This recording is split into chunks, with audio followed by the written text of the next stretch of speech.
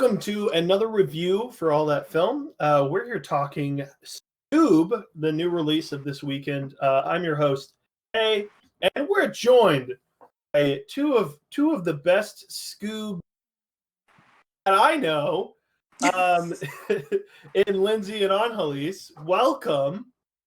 Thank you, Hey. Thank you. And we're talking this fun movie. I'll go first. I have a lot of issues with Scoob. Overall, though, I don't think it's like the worst movie ever.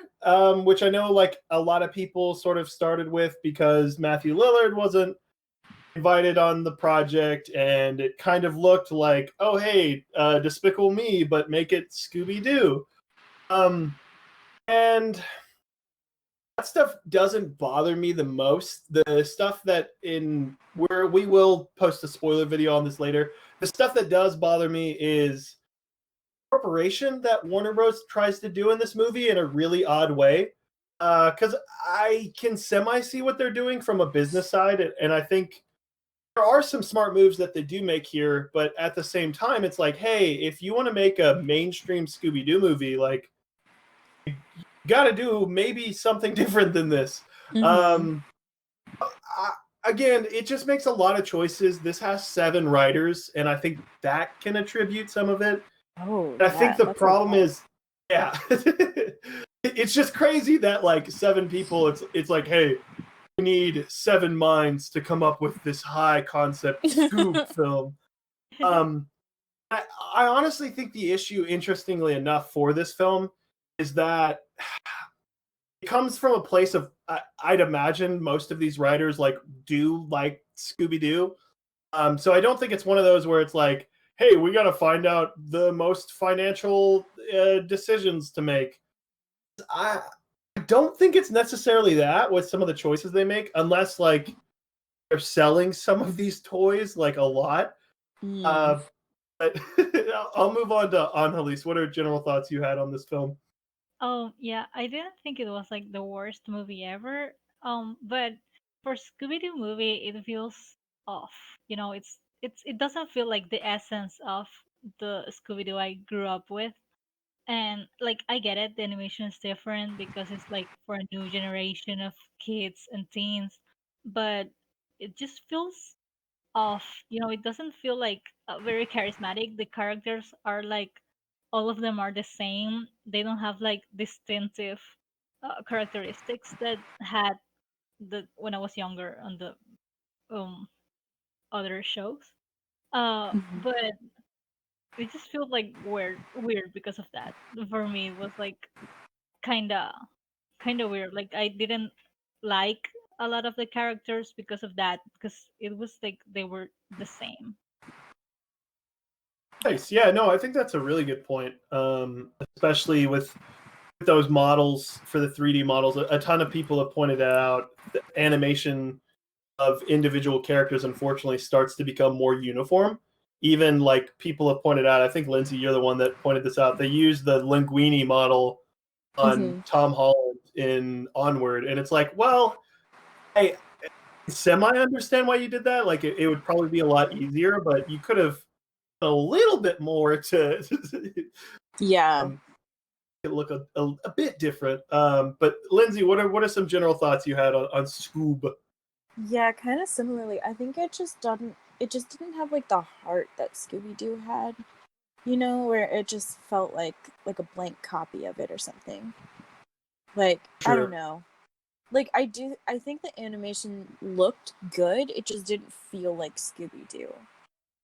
And the voice acting was off for some people, so that like really threw me too. Like I think like Daphne and Velma were good.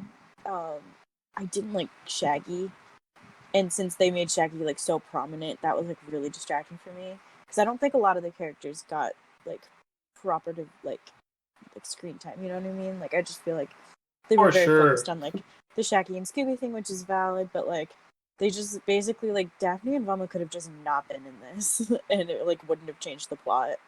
Yeah. Well, I think it's important you bring that up, Lindsay, because I mentioned, and I guess I'll show my cards. We talked about some of the Scooby-Doo movies in our podcast this week.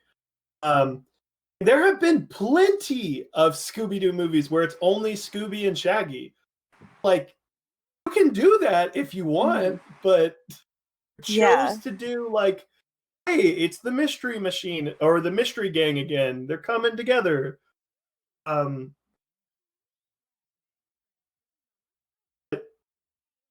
don't know. There's just some odd choices that they keep making. And you're definitely right. Velma and Daphne, so ancillary, unfortunately.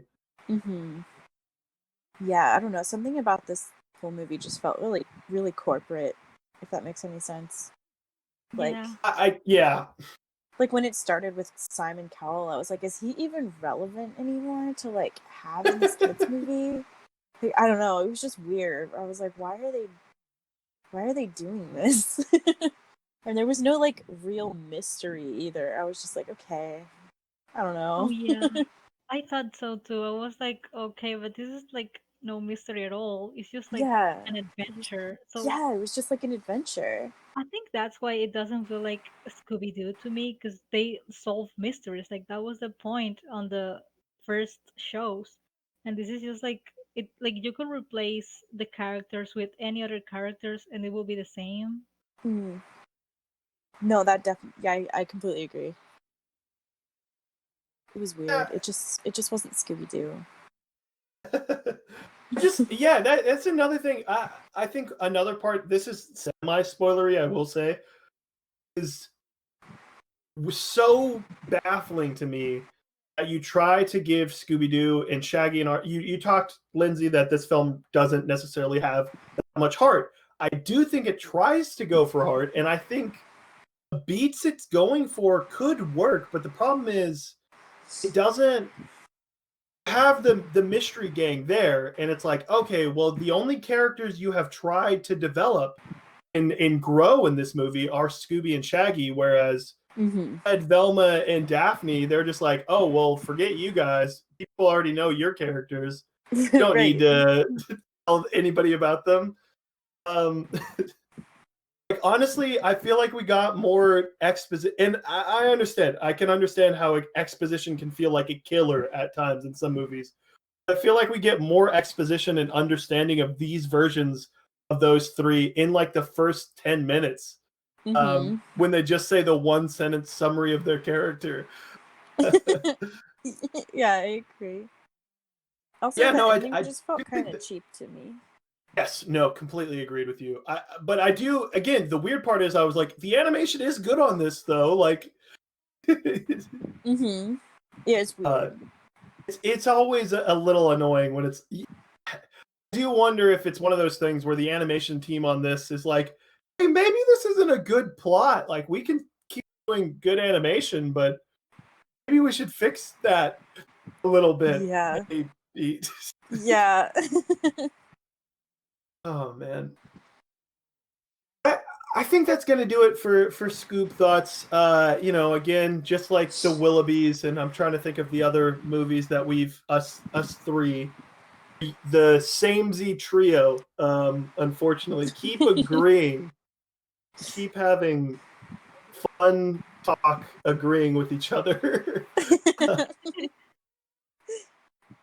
Yeah, if you guys want to check out other reviews, feel free to do so. They're posted on our YouTube channel, All That Film. We got a couple of smaller releases coming pretty soon. I might not, the people checking out a Scoob review might not be wanting to check out like Possessor or Capone. So maybe not the target demo, but if you guys want to check those out, feel free to do so. We have video essays also. We have top fives, all that fun stuff on our YouTube. Thank you, Angelis. Thank you, Lindsay. You guys are the best.